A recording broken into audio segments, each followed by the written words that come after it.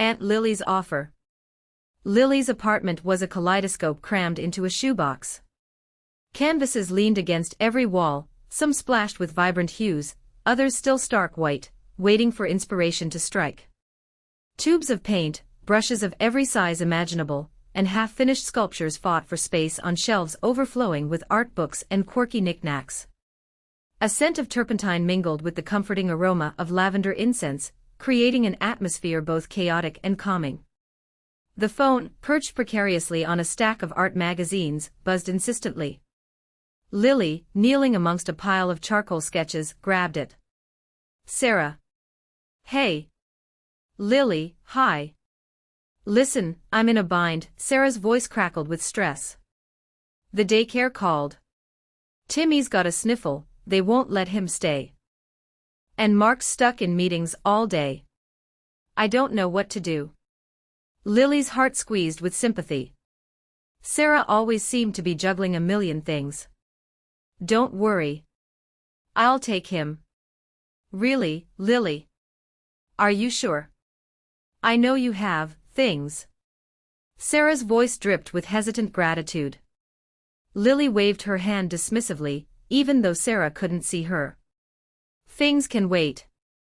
Besides, she grinned, Timmy's way more inspiring than a blank canvas right now. Think of it, a real-life muse. What time should I expect him? Sarah sighed in relief. Oh, Lily, you're a lifesaver. I can drop him off in about half an hour. I'll pack his favorite blanket and some snacks. Perfect. See you soon, Lily said, already buzzing with anticipation. She hung up and surveyed her apartment with a critical eye. Timmy, at 5, was a whirlwind of energy and curiosity. She needed to childproof, somewhat. She shoved the most precarious sculptures onto higher shelves and covered the coffee table, usually a landing strip for paintbrushes and palettes, with a bright, wipeable tablecloth. Then, she rummaged through a box overflowing with art supplies, pulling out crayons, construction paper, and a jar of glitter. Timmy loved glitter. Maybe a little too much. She imagined his wide, bright eyes as he explored her studio, his small hands reaching for the vibrant colors. It was an opportunity, not just to help Sarah, but to share her passion with the little boy who held a special place in her heart. A warmth spread through her, chasing away the usual anxieties about bills and gallery rejections. For today, at least, she was just Aunt Lily, ready for an art-filled adventure with her favorite nephew. She set out a small, child-sized easel she'd picked up at a flea market years ago, remembering how she'd envisioned her own children using it someday. The thought brought a brief pang, quickly dismissed. Timmy was here now, and that was enough. She squeezed dollops of paint onto a plastic palette, a rainbow of possibilities waiting to be unleashed. Timmy's big day out. The door to Lily's apartment flew open, admitting Timmy in a flurry of youthful exuberance, his bright blue backpack bouncing against his spine. Lily. I'm here. I'm here. He vibrated with restrained glee, a human spring ready to uncoil.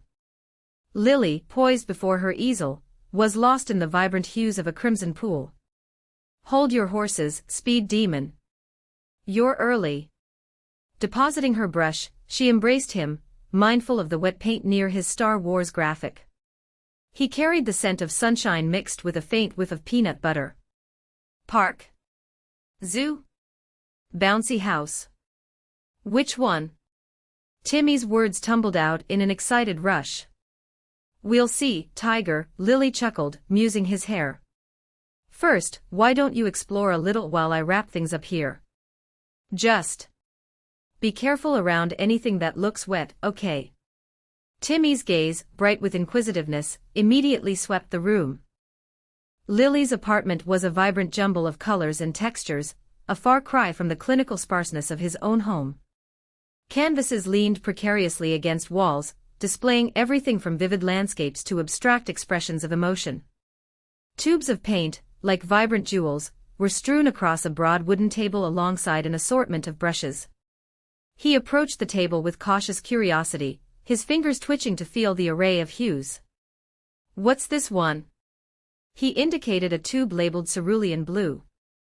That's cerulean. It's a fancy name for sky blue, Lily replied, her attention fixed on the canvas. Oh. He picked up a thin brush, turning it thoughtfully in his hand. What do you use this one for? Delicate details. A leaf's veins, the sparkle in someone's eye. He continued his exploration, drawn to an unfinished depiction of a sunflower field. Did you paint this, Lily? It's amazing. I did. Not quite finished, but I'm getting there. Lily finally straightened up from her easel, stretching languidly. All right, Michelangelo, enough sightseeing. How about we create some masterpieces of our own? Timmy's face lit up like a Christmas tree. Can I paint a dinosaur? A T-Rex? With lasers shooting from its eyes. Lily's laugh echoed through the room. Lasers might be a little ambitious, but a T-Rex is definitely doable. And after that, crazy eights. I've been practicing my shuffling technique. Timmy punched the air in triumph. Best day ever. A palpable excitement filled the small space, promising a day brimming with laughter, ingenuity, and a healthy dose of well-managed pandemonium. Lily, witnessing his boundless eagerness, felt a sudden, unexpected warmth bloom within her. Perhaps this babysitting job wasn't such a chore, after all. Feeling funny. Lily woke up feeling like she'd been run over by a truck.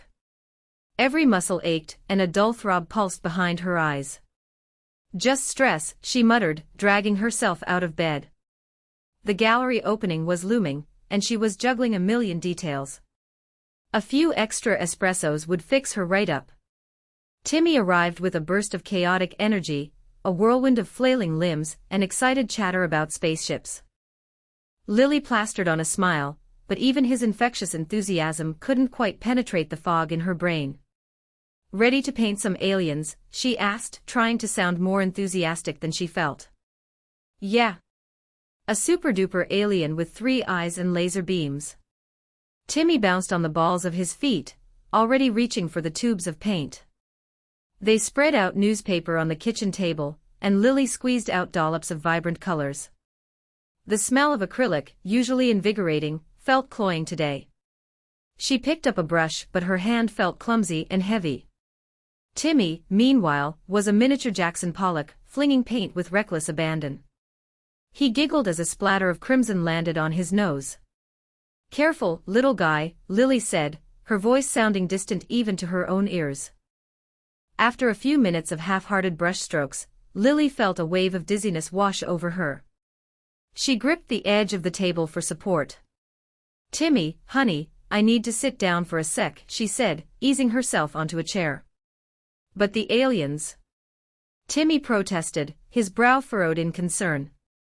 I'll still help, she promised, just from here. Timmy resumed his artistic frenzy, occasionally glancing at her with a worried expression. Lily tried to offer encouragement, but her words felt sluggish and disconnected. The vibrant colors on the table seemed to blur, the sounds of Timmy's happy babble fading in and out like a radio signal. He was building a magnificent spaceship landscape, a riot of purples and greens. Lily, however, found herself staring blankly at a single, half-finished blob of ochre on her own canvas. The brush felt impossibly heavy in her hand. She watched Timmy flit around the table with boundless energy, a miniature comet. She struggled to match his pace, a distant planet slowly drifting out of orbit. Lily, are you okay? Timmy asked, his voice sharp with concern. He'd abandoned his painting and was now standing beside her, his small hand resting tentatively on her arm. Lily forced a smile. Just a little tired, sweetie. Why don't you tell me about your spaceship? Hide-and-seek scare. Ready or not, here I come. Timmy's voice echoed, bouncing off the oak trees. Lily giggled, pressing herself flatter against the rough bark of the ancient maple. She could smell the damp earth and the faint, sweet scent of decaying leaves clinging to the trunk. This was the perfect spot. Timmy would never find her here. She held her breath, listening for the crunch of his sneakers on the fallen twigs. The air was crisp, carrying the scent of wood smoke from a distant chimney. A robin chirped overhead, its song a cheerful counterpoint to the suspense thrumming in her chest. Hide and seek was always more fun in the autumn. Lily? Ly. Timmy's voice was closer now, tinged with playful frustration. She clamped her hand over her mouth to stifle another giggle. Any second now. Suddenly, a sharp pain ripped through her chest. It felt like a hot poker twisting inside her. Lily gasped, her knees buckling.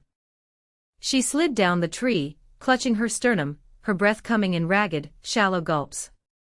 The world swam, the bright autumn colors blurring into a hazy mess. Timmy.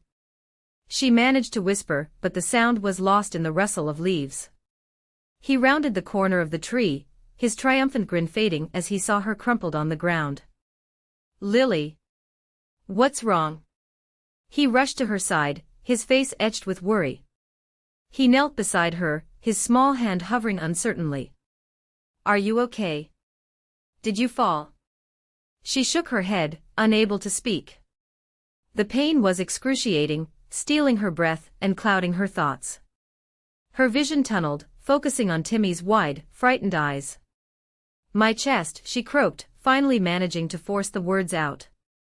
It hurts, really bad. Timmy's eyes widened further. He looked around wildly, as if searching for someone to help. The playful bravado he'd had moments before was gone, replaced by a raw, childlike panic. He didn't know what to do. He'd never seen anyone in so much pain. I don't know what to do, he stammered, his voice trembling. He reached out and touched her arm tentatively, as if afraid he might break her. Lily squeezed his hand weakly. Help, get help. The plea jolted him. He scrambled to his feet, his face pale. Okay, I'll get help. Just stay here, okay? Don't move. He hesitated for a split second, his gaze locked on her pain-contorted face. Then, he turned and bolted towards the house, his sneakers pounding against the leaf-strewn ground. His cries for help pierced the afternoon air, slicing through the peaceful autumn silence. Remembering the lesson. Timmy's breath hitched. Lily was still slumped against the couch, her face pale and slack. He remembered Mrs. Davison's frantic gestures during their "Be Safe, Be Smart" assembly last month. In an emergency, she'd boomed, her voice echoing in the gymnasium, the most important thing is to get help. She'd shown them pictures of flashing sirens and stressed the importance of calling 911. He hadn't paid much attention then, too busy trading silly faces with Billy across the aisle, but now Mrs. Davison's words felt like a lifeline. He scrambled to his feet, his sneakers squeaking on the hardwood floor. Lily's phone. That was it. He spotted it on the coffee table, nestled between a half-empty mug and a crumpled magazine. He snatched it up, his small hands fumbling with the sleek device. The screen lit up, displaying a grid of dots. A passcode. He remembered Lily swiping something on the screen to unlock it, but he couldn't for the life of him remember what pattern she used. Think, Timmy, think. He tried drawing a Z, then a L for Lily, then a random swirl.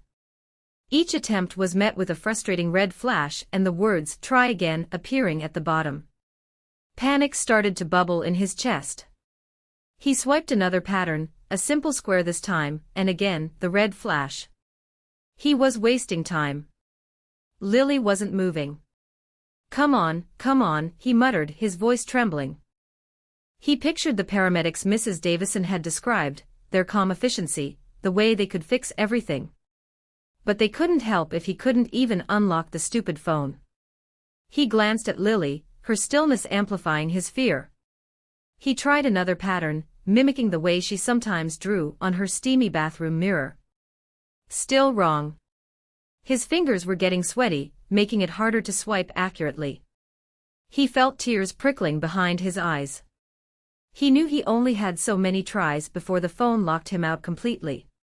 He had one more shot.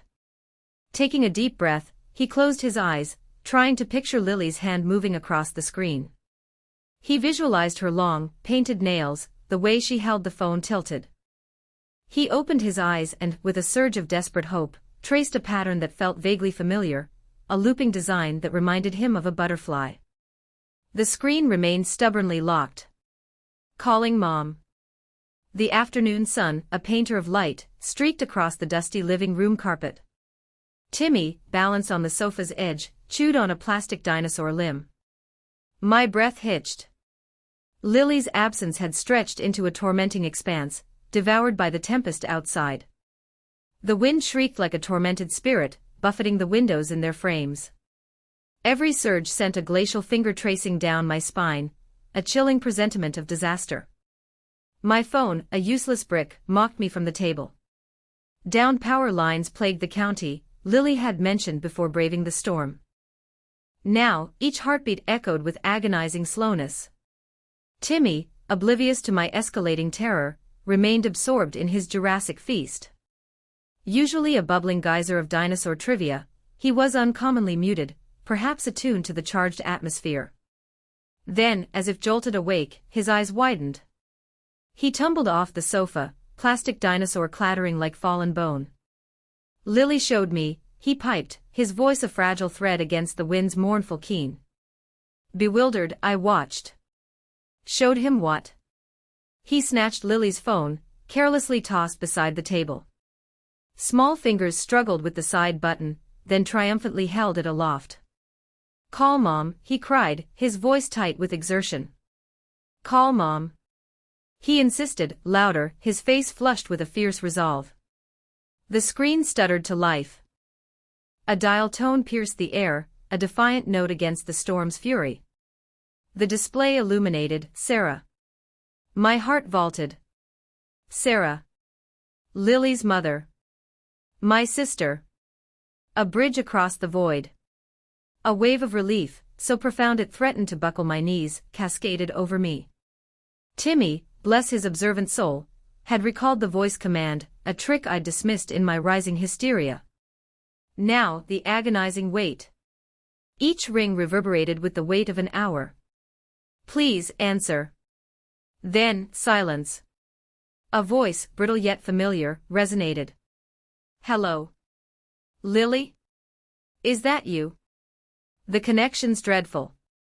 It was Sarah. Help is on the way. The shrill ring sliced through Sarah's afternoon nap, dragging her from a hazy dream of sun-drenched beaches to the jarring reality of her phone. She fumbled for it on the nightstand, squinting at the unknown number. Hello, she mumbled, her voice thick with sleep. Sarah. Aunt Sarah, it's Timmy. Come quick. His voice was high-pitched, tight with a fear that sent a jolt of ice through her veins. Timmy. What is it? What's wrong? She sat bolt upright, her heart hammering against her ribs. It's Uncle Mark. He's on the floor and he won't wake up.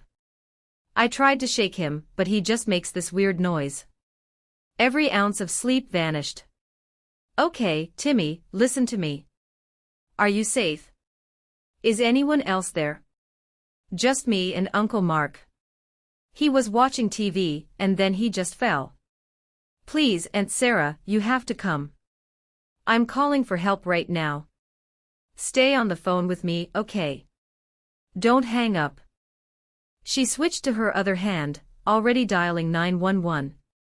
The automated voice felt agonizingly slow. 911, what is your emergency? Sarah spoke rapidly, her voice shaking. My brother-in-law is unconscious. My nephew is with him.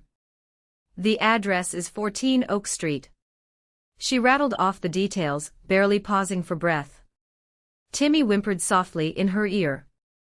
The operator's voice was calm, a steady anchor in the storm of her panic. Okay, ma'am, paramedics are on their way. Is the front door locked? Sarah relayed the question to Timmy. Timmy, is the door locked? A muffled sound, then, yes, but I can unlock it.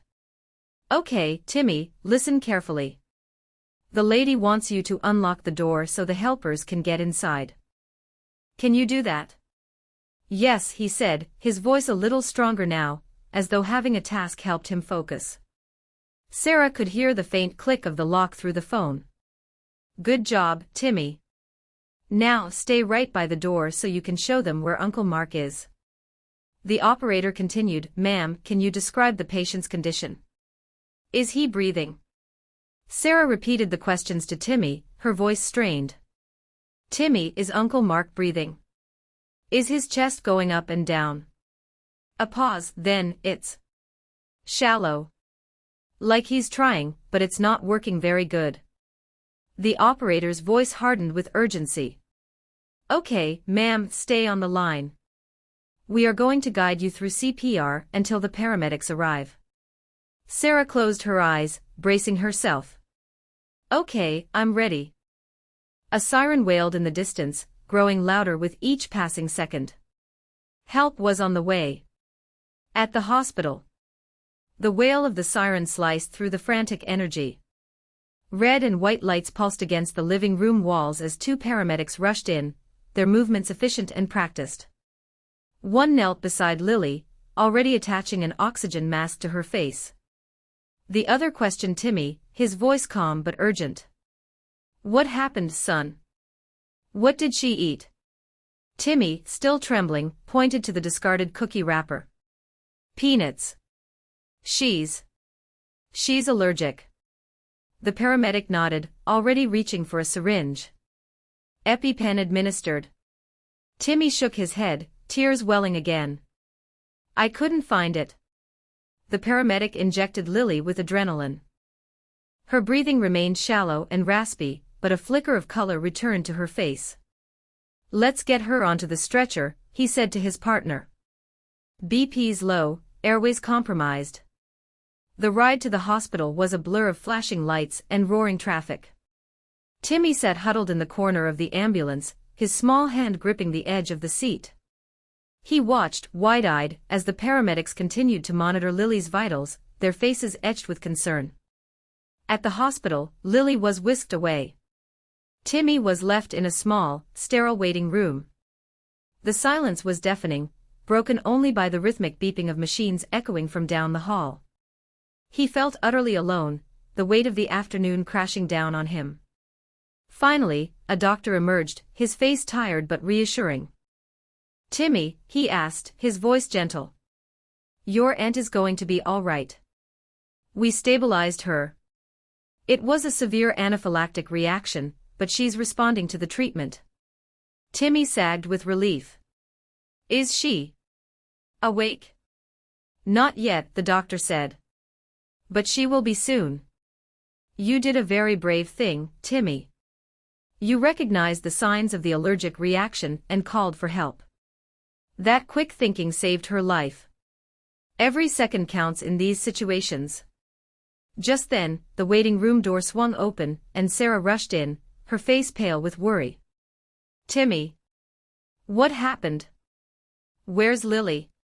Her eyes darted around the room, landing on Timmy. She dropped to her knees, pulling him into a tight hug. "Are you okay?" "I'm okay," Timmy mumbled into her shoulder. "But Lily." "Lily ate a cookie with peanuts." Sarah pulled back, her eyes welling with tears. The doctor explained Lily's condition and praised Timmy's actions. As the doctor spoke, Sarah's gaze remained fixed on her son, a mixture of fear and overwhelming pride etched on her face. When the doctor finished, Sarah turned to Timmy, cupping his face in her hands. "You were so brave, Timmy. So brave. You knew exactly what to do.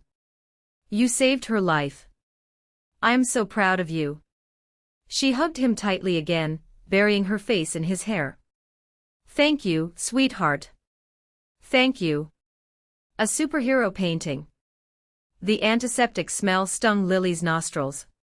Her head throbbed a dull, persistent rhythm against the starched white pillow. Sunlight, filtered weakly through the blinds, striped the room in pale gold. She tried to sit up, but a sharp pain in her ribs forced her back down. Timmy. Her mind latched onto the thought of him. Was he all right? The last thing she remembered was the screech of tires, the sickening crunch, and then Timmy, pushing her. He'd saved her. A nurse bustled in, her face creased with a practiced smile. "Good morning, Lily. Glad to see you're awake. You gave us quite a scare." She checked Lily's vitals, her touch efficient and impersonal. "Your nephew's been asking for you constantly. He's a very brave young man." Relief washed over Lily, so potent it almost brought tears to her eyes. Brave. Yes, that was Timmy. More than just a sweet kid obsessed with cartoons. He was extraordinary. The doctor confirmed she had a concussion and a few fractured ribs, but would make a full recovery. The hospital released her the next day, with strict instructions for rest and pain medication. Her apartment felt strangely foreign, too quiet without Timmy's chatter. She wandered into her studio, the familiar scent of oil paints and turpentine usually comforting, now just a reminder of her near miss. Her unfinished canvas stared back at her, a landscape scene she'd lost interest in weeks ago. Instead, an image began to form in her mind, vivid and compelling. Timmy. Not as the goofy, gap-toothed kid she knew, but as something more. She grabbed a fresh canvas, squeezing out vibrant colors. The image poured out of her, a whirlwind of creativity fueled by gratitude and admiration. Timmy, bathed in golden light, a blur of motion, pushing a shadowy figure away from a fallen figure her. He wasn't just Timmy, he was Captain Comet, his eyes blazing with determination, a homemade cape billowing behind him. Hours melted away. When she finally stepped back, her muscles aching, the painting was nearly complete. It wasn't just good, it felt true. Later that evening, Timmy, his arm in a sling from a minor shoulder injury, sat beside her on the couch. He was unusually quiet, his eyes fixed on the television screen, but Lily knew he wasn't really watching. She took his hand. "I have something to show you." Leading him into the studio, she flipped on the light. Timmy gasped. He stared at the painting, his mouth slightly open. "Wow," he whispered, finally. "Is that me?" "It's you as a superhero," Lily said, her voice thick with emotion. "Because that's what you are, Timmy. You saved me." He looked at her, his eyes shining. He didn't say anything, but he squeezed her hand, his small fingers tightening around hers. In that moment, surrounded by the scent of paint and the glow of the superhero painting, Lily knew their bond was deeper, stronger than ever before. It was a silent promise, a shared understanding that transcended words, forged in a moment of danger and cemented in the quiet appreciation of an extraordinary act of bravery.